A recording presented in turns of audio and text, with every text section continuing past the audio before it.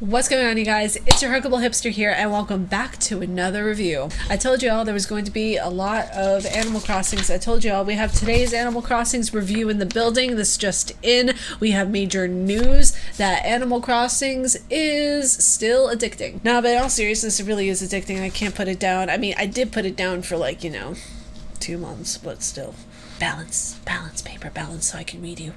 And the thing is, I wouldn't have ever gotten this game if it weren't for my good friends Josh and Morrow. So you guys, y'all are the real MVPs. And when they asked me to get it, they basically said, Ariel, you need this in your life right now. So I got it. I'm enjoying it. I really thoroughly love it. But there are some things that made me want to do a review on this game that I thought were rather haunting, to say the least. Living on an island sounds like a dream come true. Pure financial and mental freedom, a place where you can meet, make friends, build a home, create a new utopia of bliss and pure happiness, a place to just be. Basically, escaping to a world can be wonderful at times, so let's dive into the game that I found really relaxing with a lot of hidden messages. So Animal Crossings is kind of like a monitored utopia. We talked briefly yesterday about the psychology behind Tom Nook, and I wanted to extend upon that a little bit in this review. So in Animal Crossing's New Horizon, you can create your own island, bring islanders to your blissful getaway, work with Tom Nook and real-life friends on building your perfect dream utopia.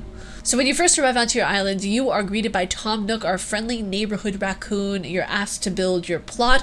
You are then going through the game and upgrading your home, which you take out a loan on, which teaches young kids responsibility, which that's one of the reasons why I actually like the game. It's really interesting in how it moves in real time, and you have to pay off your bells, which is the currency of the game, in a certain amount of time in order to get an upgrade on your home. And it has to be paid in full. No half-assing it, no paying just 1 or 2 bells. You gotta pay the whole bells. All the bells. Every bell.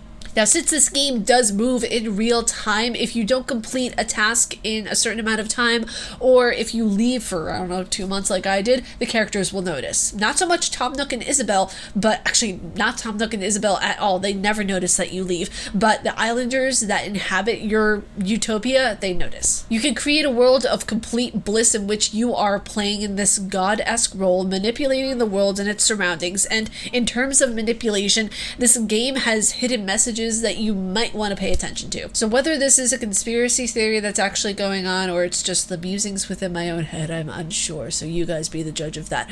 But in the world of Animal Crossing's New Horizon, Tom Nook, the island's overseer, much like Overwatch when you have that overseer, Tom Nook is the overseer of Animal Crossings.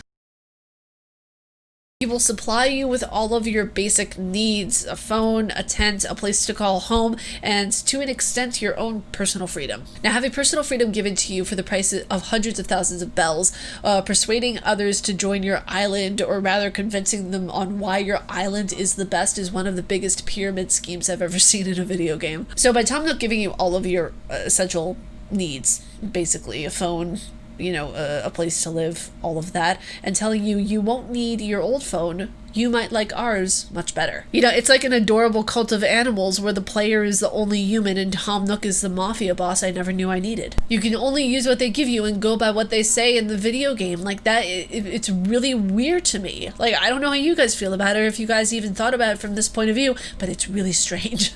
So let's go into a different side of the coin. Let's flip the coin around, toss it on its head, and go from that point of view where we get a psychological reprieve by playing this game. This game provides a safe space. This game, especially during a pandemic, during COVID-19, this is a psychological reprieve that we needed. This game provides a safe space. This game provides a way for you to keep in touch with people, to keep in touch with your family, your friends, your loved ones, even that creepy guy who stares at your cleavage at work who says, I just want to see your island. Then you tell him about Animal Crossings and he has no idea what you're talking about. You can create your own aesthetic, your own cute little vibe. You can create something that you will be proud to show your significant other's family. This game came out in a time when it was most needed, during a time when everybody was mentally very distraught and mentally just very unsure of what the next step was going to be for a lot of people. This game also wants you to pay attention. This game wants you to look at the finer details by organizing what your home has, by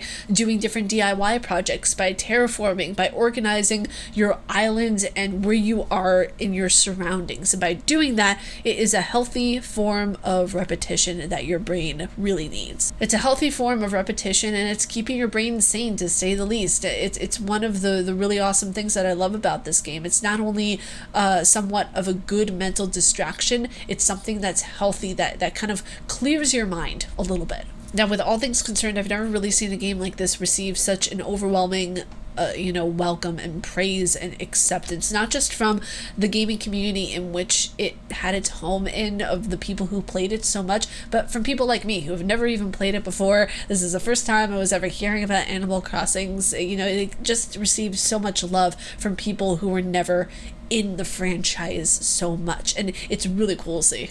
With this game, at points, it's kind of like a horror game, really, with how many hidden messages it has, and how dictatorial it can come off at certain points and places, especially in the beginning. But this game has turned out to be one of the most adorable, calming games I've experienced in a very long time. But you guys, that was today's review, and if you guys enjoyed it, please be sure to check out the article version down in the description below, where I always have all my articles listed.